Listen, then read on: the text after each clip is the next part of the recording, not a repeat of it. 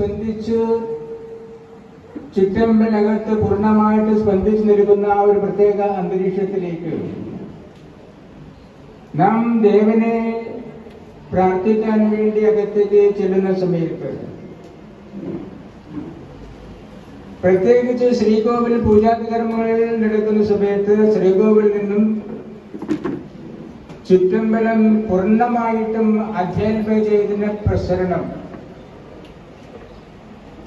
ഇനി ഹോമാദി കർമ്മങ്ങൾ ചെയ്യുന്നുണ്ട്, തീർച്ചയായിട്ടും ആധ്യാത്മികമാകുന്ന ആ സ്പന്ദനം ശ്രീകോവിലിനകത്ത് നിറഞ്ഞു നിൽക്കുന്നതാണ്.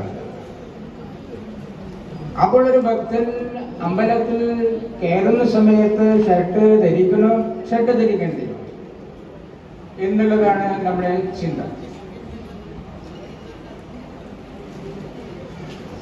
വാസ്തവത്തിൽ ക്ഷേത്രത്തിൽ കുളിച്ച് ഷർട്ട് ധരിക്കാതെ അകത്ത് കയറണം എന്നുള്ളതാണ്.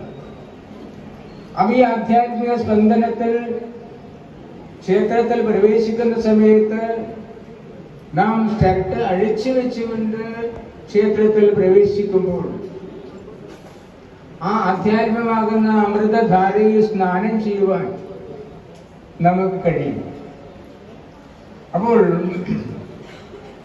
മറിച്ച് ക്ഷേത്രത്തിൽ അകത്ത് പ്രവേശിക്കുന്ന സമയത്ത് ഷർട്ട് ധരിച്ചുകൊണ്ട് ക്ഷേത്രത്തിൽ പ്രവേശിച്ചു കഴിഞ്ഞാൽ നമുക്ക് ആ ഒരു ചൈതന്യത്തെ ഉൾക്കൊള്ളുവാൻ സാധ്യമല്ല.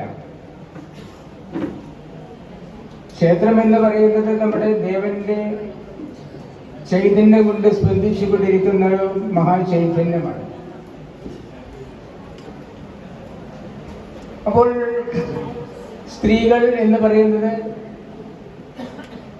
നമ്മുടെ ഭാരതീയ സംസ്കാരത്തിൽ സ്ത്രീകൾക്ക് പ്രത്യേകമായിട്ടുള്ള പ്രാതിനിധ്യം കൽപ്പിക്കപ്പെട്ടിട്ടുണ്ട്. സ്ത്രീ എന്ന് പറയുന്നത് ദേവതയാണ്.